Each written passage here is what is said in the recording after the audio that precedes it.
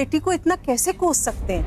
हाँ, अरे दुनिया आपके लिए बहुत अच्छी है, लेकिन अपने तो अच्छे हैं ही नहीं, इसीलिए तो कोसते हैं। तनु और शांतनु की जिंदगी में हम अब ऐसा खेल खेलेंगे कि वो जिंदगी भर याद रखेंगे कि नकुल जब अपनी नफरत करने पे आता है तो उसकी नफरत कैसी होती है। उन्होंने तनु पे भरोसा कर दिया और शांतनु को उसके पास छोड़ आई। ये बात कुछ पल्ले नहीं पड़ रही मेरे, और आपके हाथ से ये बाजी ना निकलती जा रही है।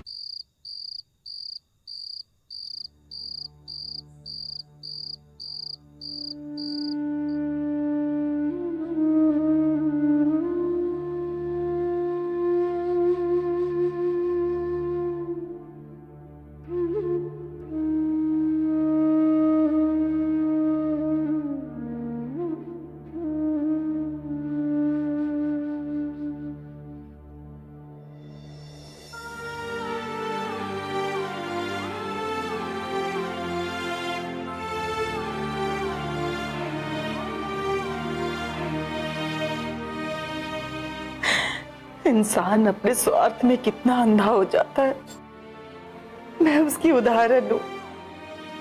मुझे माफ कर दे मेरे बच्चे। मैंने तेरी जज्बातों की कभी कदर नहीं की। अपने लालच में इस कदर अंधी हो गई कि मैं भूल गई तेरी खुशी किसमें है। ये भूल गई कि मेरा बच्चा क्या चाहता है। मैंने कभी किसी की बात नहीं सुनी, ना ही अपने ससुर की, ना ही तेरी, और ना ही अपने पति की, बल्कि हमेशा उन्हें बहकाया। हमेशा उनसे यही कहा कि मैं जो सोच रही हूं, मैं जो कर रही हूं वो ही सही है, बस बाकी सब गलत है। दुनिया की ऐशो आराम की लालच में, धन दौलत और बहुत कुछ पाने के चक्कर में मैं बहुत कुछ खोती चली गई, बल्कि बहुत कुछ नहीं, सब कुछ खोती चली गई। और मैं अपनी लालसा में तेरी खुशी को ढूंढती रही, और मेरी इसी लालसा का इस्तेमाल तुम्हें प्रधान ने किया, और मुझे अपने जाल में इस कदर फंसाया कि अब उसके जाल से निकलना बहुत मुश्किल है बेटा। और धीरे धीरे करके तुम्हारी जिंदगी को बर्बाद कर दिया। अगर मैं उस दुबे प्रधान के खिलाफ जाऊंगी तो वो मुश्किलों का तूफान खड़ा कर देगा। कि मैंने भी अब ठान लिया है, चाहे कुछ भी हो जाए, कि मैं अब चुप नहीं बैठूंगी। मैं अपने पापों का प्रायश्चित करूंगी। मैंने जो गुनाह किया है उसे सुधारूंगी अपने बच्चे के लिए। अपने बच्चे को अच्छी जिंदगी दूंगी, चाहे इसके लिए कुछ भी हो जाए। मैं अपने बच्चे को इस दलदल से बाहर निकालूंगी। बस मेरे बच्चे, तू एक बार ठीक हो जा। एक बार तू ठीक हो जा मेरे बच्चे, एक बार तू ठीक हो जा।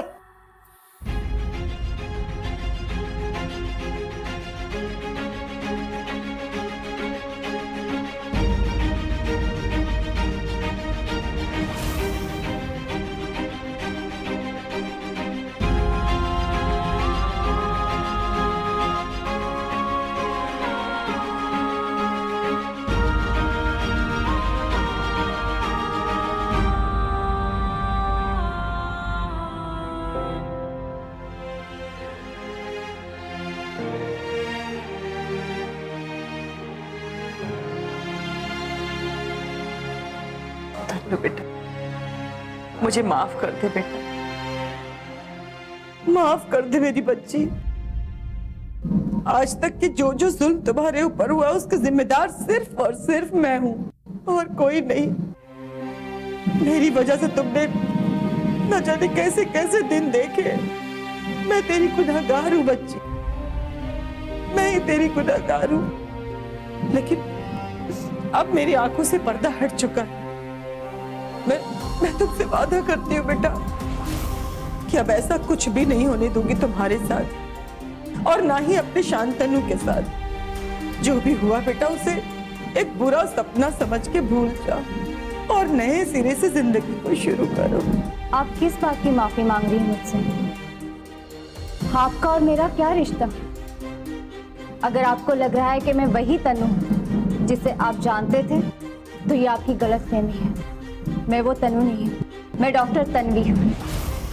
ना ही मैं शांतनु को जानती हूँ, ना ही आपके बेटे को, और ना ही दुबे प्रधान के दामाद को। ये मेरे लिए सिर्फ एक पेशेंट। और आपको अगर ऐसा लग रहा होगा कि मैं शांतनु को जानती हूँ या फिर मेरे दिल में उसको लेकर कोई एहसास है, तो ये गलत है। ऐसी कोई भी बात नहीं है। मैंने बस अपना डॉक्टर होने का धर्म निभाया है। इसलिए प्लीज आप भी मुझसे कोई रिश्ता जोड़ने की उम्मीद मत कीजिए। इसलिए जो रिश्ते जहां हैं उन्हें वहां रहने दीजिए। इन चीजों को ज्यादा उलझाइए मत। सही कहा बेटा, बिल्कुल सही कहा। मैं गलत हूँ यहाँ पे। गुजरा हुआ वक्त वापस लौट के नहीं आता, मैं जानती हूँ। लेकिन अब पछतावा करके क्या फायदा? मैंने तुम्हारे रिश्तों को तोड़ने के लिए अपनी पूरी ताकत लगा दी थी, और आज उन्हीं रिश्तों से उम्मीद करूं? नहीं, उन रिश्तों से मैं कैसे उम्मीद कर सकती हूँ जिन्हें मैंने अपने हाथों से खत्म किया, अपने हाथों से तोड़ा है। उस घरौंदे को तोड़ा है मैंने जिसमें मेरे बेटे का बसेरा हुआ करता था। मैंने सब कुछ तहस नहस कर दिया, बर्बाद कर दिया सब कुछ। रिश्ता तोड़ना तो बहुत ही आसान है, लेकिन रिश्तों को जोड़ना बहुत ही मुश्किल। मैंने सब अपने हाथों से तहस नहस कर दिया। देखिए, मुझे आपकी इन बातों में कोई दिलचस्पी नहीं है। मैंने सिर्फ आपके सामने ये बात रखी कि पेशेंट की हालत बहुत खराब है। आपने मेरी बात सुनी और मुझे इसका इलाज करने दिया। लेकिन अब पेशेंट की हालत स्टेबल है। 1-2 घंटे में इसे होश आ जाएगा। अगर आप चाहे तो इन्हें घर लेकर जा सकती हैं।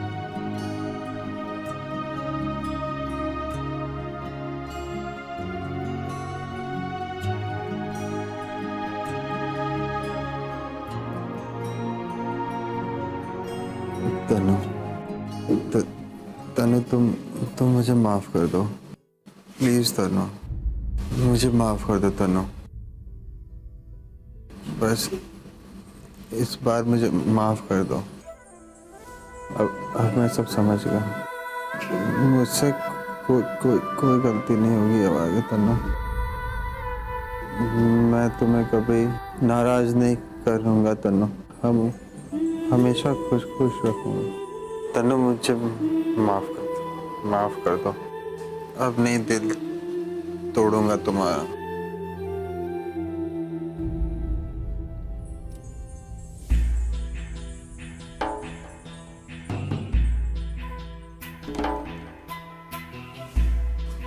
माफ कर दो मुझे।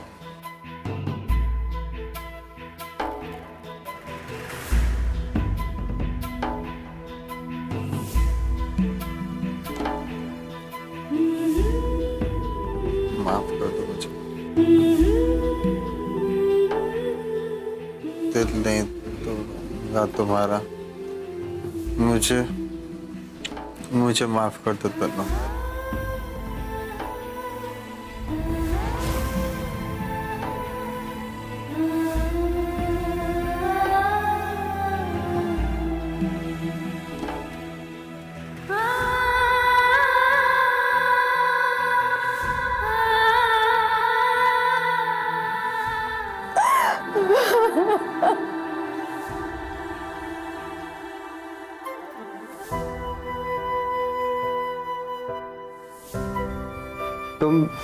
तुम मेरी बात का गलत मत समझना। मैंने इस रिश्ते के लिए मना कर दिया। मेरे बच्चे,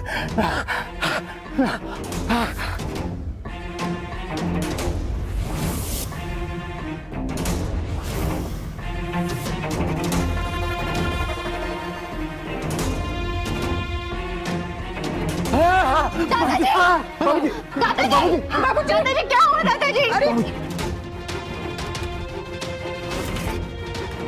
तनु, समझ नहीं आ रहा है कि मैं किस मुंह से तुमसे माफी मांगू। तो आप हमसे माफी मांगने आए? मैं आना तो पहले ही चाहता था, लेकिन मैं हिम्मत नहीं जुटा पाया। दादाजी बहुत नाराज है मुझसे और उन्होंने मुझसे कहा है कि जब तक मैं तुम्हारी माफी लेके नहीं आ जाता वो मुझे माफ नहीं करेंगे।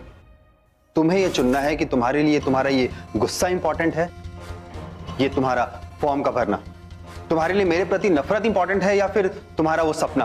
तो ये तुम्हारे ऊपर है। जिंदगी अक्सर इंसान को दो राहों पे लाके खड़ा कर देती है। वो हमें चुनना होता है कि हम कौन से रास्ते पे जाना चाहते हैं। तो तुम्हारा फैसला है कि तुम कौन से रास्ते पे जाना चाहती हो। तनु, तुम्हें वो किताबें मिल गई ना?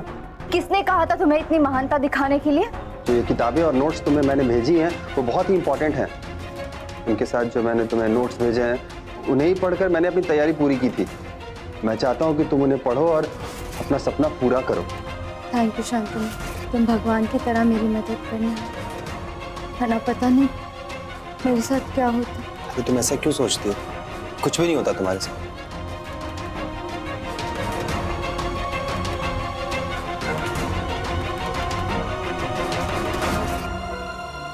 हाँ, मैं मानता हूं कि मेरे दिल में उसके लिए हमदर्दी है, लेकिन प्यार और हमदर्दी एक नहीं हो सकती। मैंने आज तक तन्नू को कभी उस नजर से नहीं देखा है। वैसे जी, मैं आपसे हाथ जोड़ के माफी मांगता हूँ। अगर मैं तन्नू से प्यार नहीं करता तो शादी कैसे कर सकता? तन्नू, तन्नू तो मुझे माफ कर दो। मैं जानता हूँ कि मुझे यहाँ ऐसे देख के तुम्हें थोड़ी तकलीफ हो रही होगी, लेकिन मेरे लिए तुम्हारी माफी हासिल करना बहुत जरूरी था। तुम्हारी माफी के लिए मैं यहाँ आया। मुझे तुम्हारी माफी हासिल करनी थी, इसलिए मुझे यहाँ आना पड़ा। तुमने बहुत गलत किया शांतनु, बहुत गलत किया। क्यों तुम ऐसा करते हो? क्यों बार बार मेरी जिंदगी में वापस लौट कर आते हो? क्या चाहते हो तुम? मैं तुम्हें माफ नहीं कर सकती। क्या साबित करना चाहते हो तुम? किस बात का एहसास दिलाना चाहते हो? मुझे तुम्हारी कोई हमदर्दी नहीं चाहिए, कुछ नहीं चाहिए। मैं नहीं कर सकती तुम्हें माफ। नहीं समझ में आता क्या? क्यों करते हो? तुम्हारे दिए हुए जख्म बहुत गहरे शांतनु। तुम्हें इतनी आसानी से माफी नहीं मिल सकती। नहीं कर सकती मैं तुम्हें माफ। तुम चाहे मेरी कितनी भी हेल्प करने की कोशिश करो, कितनी भी मदद करो, लेकिन तुम्हें मुझसे कोई माफी नहीं मिल सकती। तुम्हारे गुनाह बहुत गहरे हैं और तुम्हें मैं कभी माफ नहीं कर सकती, कभी नहीं।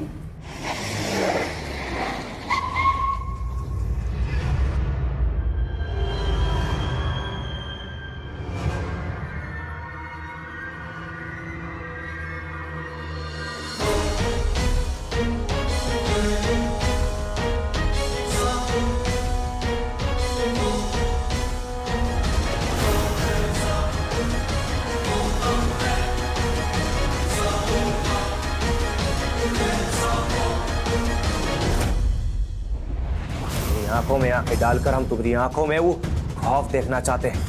तब जाके हमारे दिल में सुकून मिलेगा। अबे जिल्ला जिल्ला के मारेंगे तुमको हम। मिल गई मंजिल मुझे।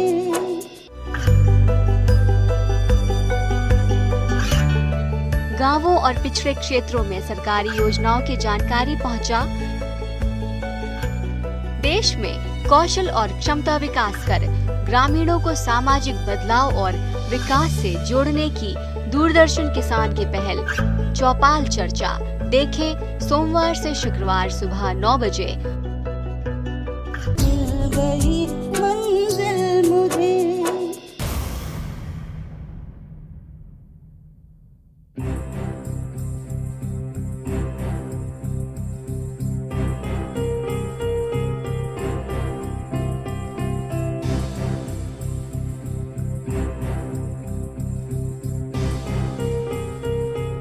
हाँ संध्या। मैडम, मैं आज के मेडिकल कैंप की रिपोर्ट बना रही थी। काफी नुकसान हुआ है जो मैंने लिख लिया है। आप प्लीज ये फाइल देख लीजिए।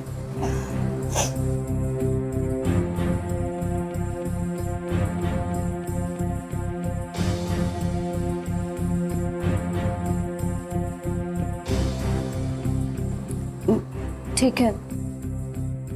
अच्छा संध्या, सुनो कि आज तुम्हें मैं थोड़ा लेट छोड़ूंगी क्योंकि आज हॉस्पिटल में थोड़ा काम है, तो तुम अपने घर वालों को फोन करके बता दो, आने में थोड़ी देर होगी, वरना वो लोग चिंता करेंगे। कोई बात नहीं मैडम, मैंने पहले से ही बता रखा है, आप चिंता ना करें, मैं यहीं आपके साथ हूँ। एक बात पूछूं मैडम, अगर आप बुरा ना माने तो?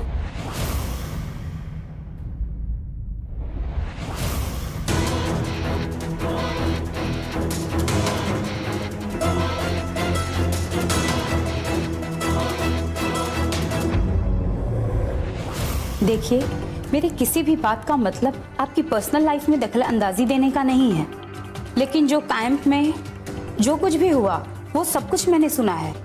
अच्छा नहीं लग रहा था उन लोगों का इस तरह से बात करना, और वो सब सुनकर मुझे ऐसा लगा कि मैं आपसे जानूं कि ये सब क्या है। फिक्र हो रही थी मुझे आपकी, मुझे बस ये जिज्ञासा हो रही थी कि क्या हुआ था 5 साल पहले। आप और डॉक्टर शांतनु के बीच में रिश्ता क्या था, और फिर अचानक से क्या हो गया आप दोनों के बीच में?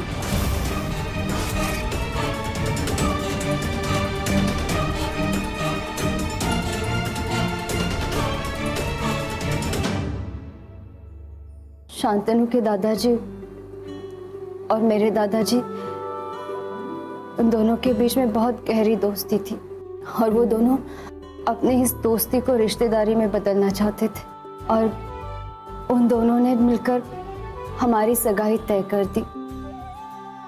लेकिन ये बात जब शांतनु को पता चली तो उसे ये बिल्कुल पसंद नहीं आया और हमारी सगाई तोड़ दी।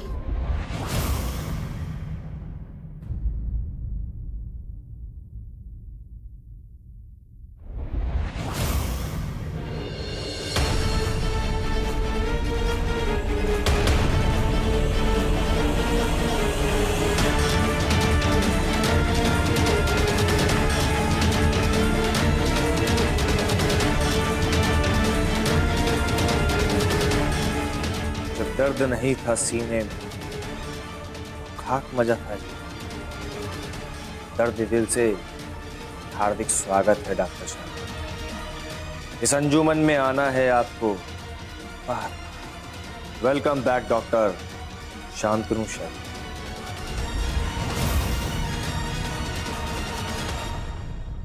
बहुत इंतजार कराया भाई, पूरे 5 साल लग गए, और अब जाके हमारे सामने हमरे अंदर जो नफरत की आग जलाई थी आज भी धू धू करके चल रही है। बहुत प्रतीक्षा करी हमने।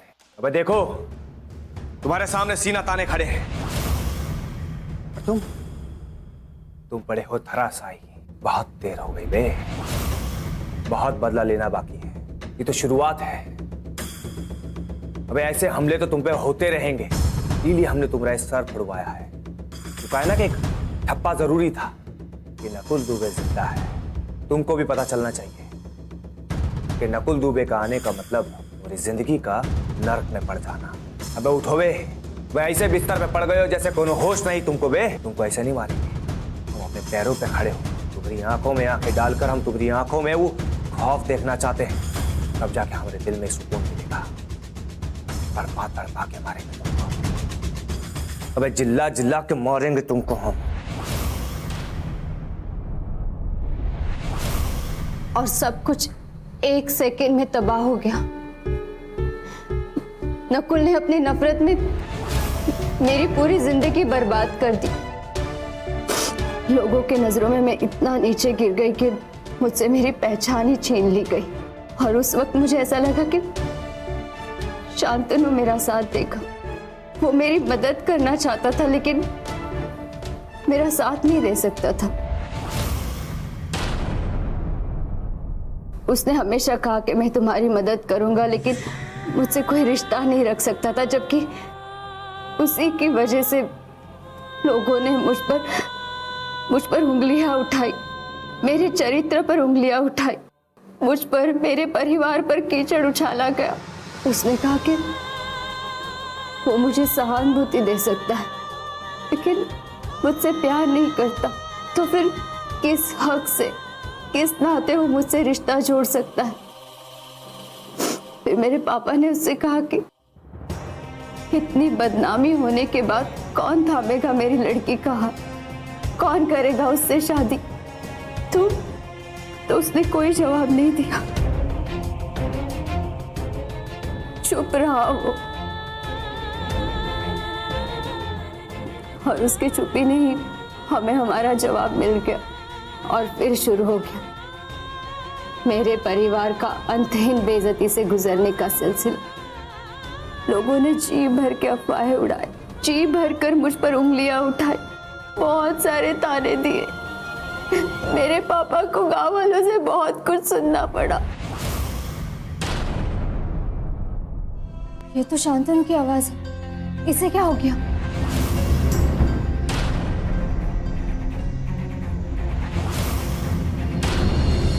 मिल गई मंजिल मुझे।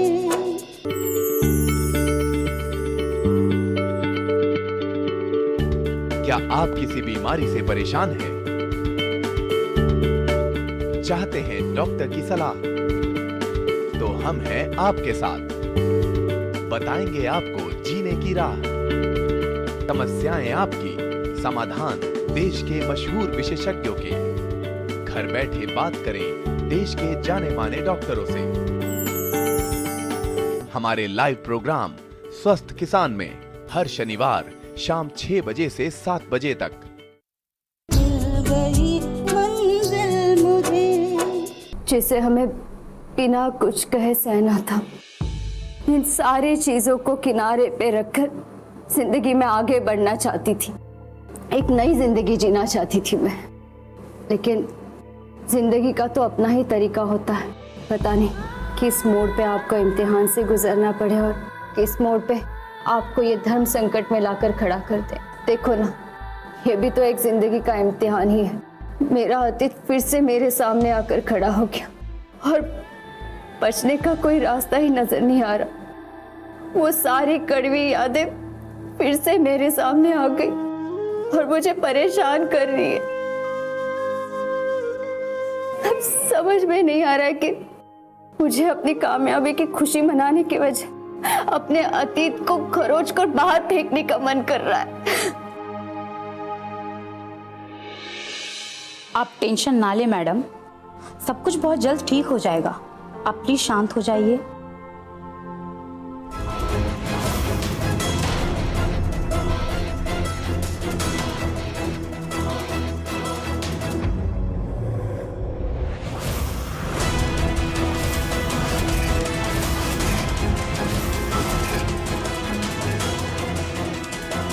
अबे डॉक्टर शांतनु, ज्यादा उछलो मत बे, वरना टूट जाओगे।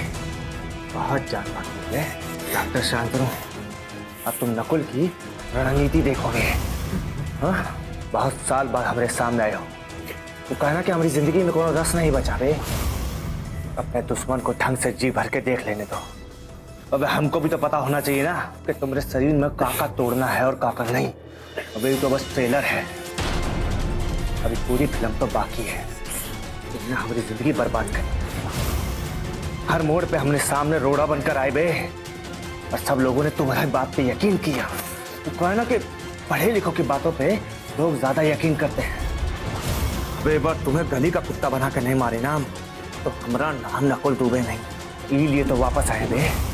ये बातें तो जख्म को और भी गहरा करती रहेगी। मैं जरा जाके पेशेंट को देख कर आती हूँ, देखती हूँ सब ठीक तो है ना।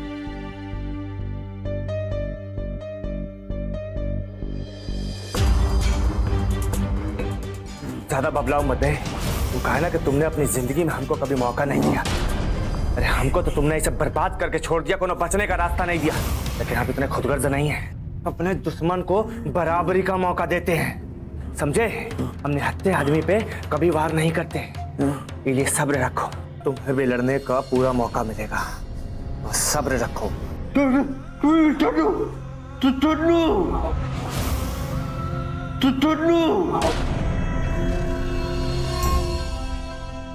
ये तो शांतनु की आवाज है, इसे क्या हो गया?